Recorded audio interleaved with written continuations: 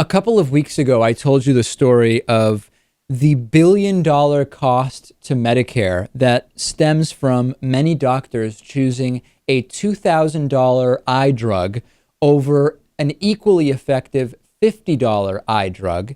That difference to Medicare alone represents $1 billion extra dollars in spending per year. Kaiser Health News now has a study about 12 unnecessary medical tests that amount to about $7 billion a year in unnecessary spending. This study was led by physicians from the Mount Sinai Medical Center and the Weill Cornell Medical College in New York. It was published online in the Archives of Internal Medicine initially.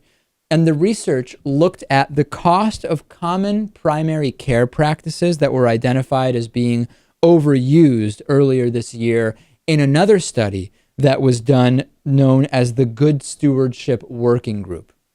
Okay, what are these tests? The working group noted that blood and other diagnostic tests were often ordered for patients even when there were no symptoms, no risk factors, and basically just weren't necessary at all.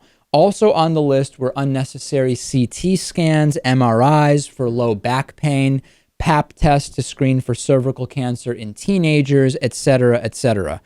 Pediatric practices that were deemed unnecessary include writing prescriptions for antibiotics for children with sore throats who don't have strep and would not benefit at all from antibiotics, recommending cough medicines for kids who have upper respiratory infections, and ordering imaging tests for the heads of kids who took a spill, might have fallen, but didn't have any of the red flag symptoms. They never passed out, they weren't dizzy, etc.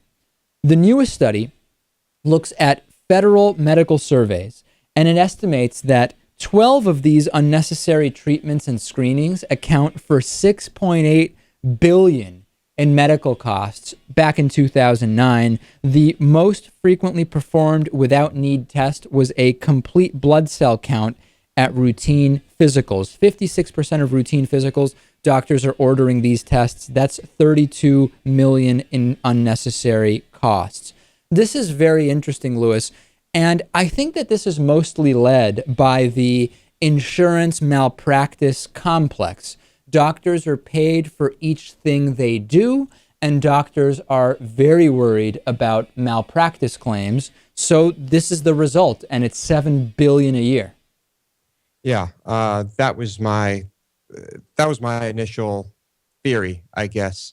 But of course, at the same time, I mean, this is a profit-driven industry, right? So of course, all of these tests are making money for people all over the place, right? I had a situation similar to this. I would always get, when I had my physical, the complete blood cell count, and for maybe 3-4 years in a row, it would show that I had slightly low blood platelets.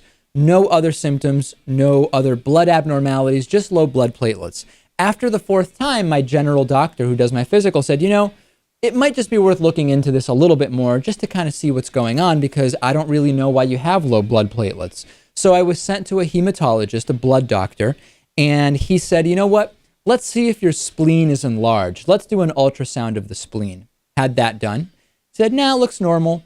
But you know what? The ultrasound isn't that precise. Let's do another spleen ultrasound in 3 months. Did that. Doesn't seem like there is anything. He said, you know what?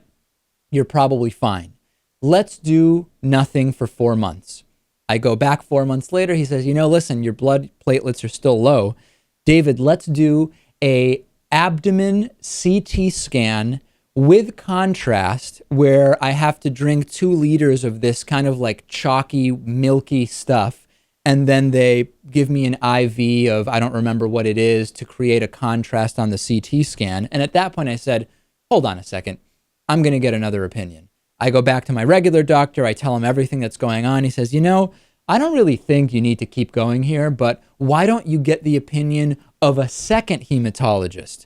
So I went to a second hematologist, and he actually agreed. He said, you know what, David, this is probably nothing. People between age 25 and 40 sometimes have spontaneously low platelets. Let's just do a regular blood test every 4 months. That's it. We're not doing CT scans, etc. And that's been it. And they scare you, Lewis. They do. They say in incredibly rare cases, low blood platelets with nothing else could be very low grade lymphoma. And you hear that and you say, I'm getting everything done under the sun on that off chance.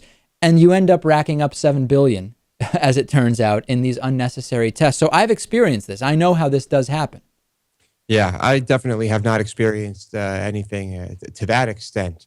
There was a recommended procedure for me at one point, which I just kind of ignored and forgot all about. And of course, it turns out I'm fine.